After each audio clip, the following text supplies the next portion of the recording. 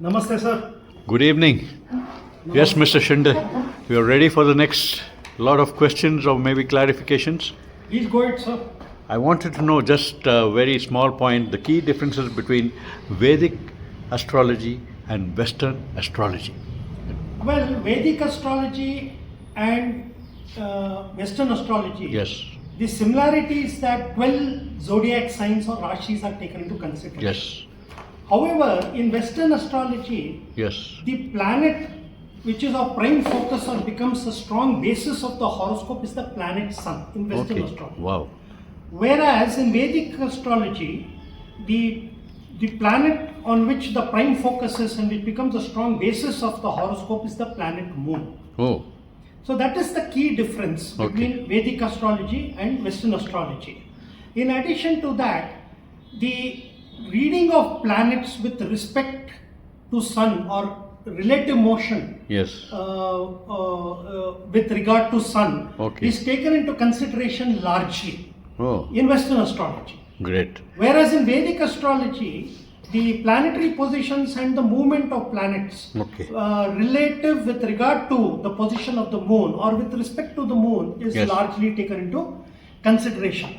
The other very important key difference is Vedic astrology takes into consideration the constellation of stars or cluster of stars known as the Nakshatras, which I mentioned in my previous Yeah, video. you did. Yes, I Whereas remember. in Western astrology, the Nakshatras or constellation of stars are not taken much into consideration. Okay.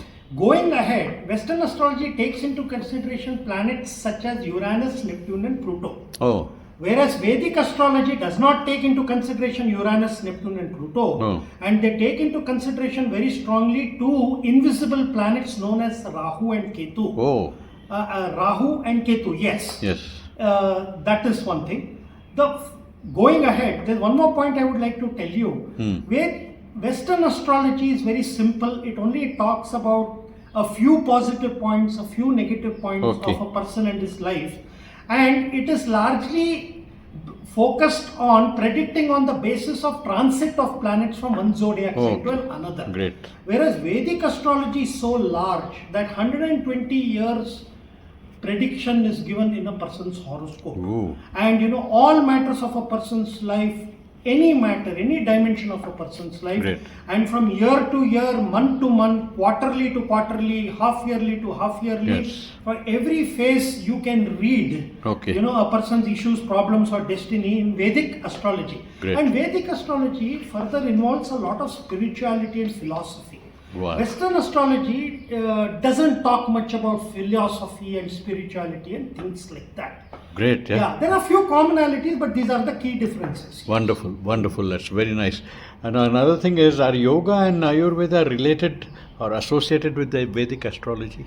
See, as you know, yoga is the practice of mental and physical exercises. Yes. And the basis of yoga is cosmic energy somewhere. And because Vedic astrology is associated or connected with cosmic energy, somewhere you can say Vedic astrology and yoga is connected with spirituality, cosmic energy and things like that. The ancient science of Vedic medicine, which is Ayurveda, also talks about cosmic energy and spirituality.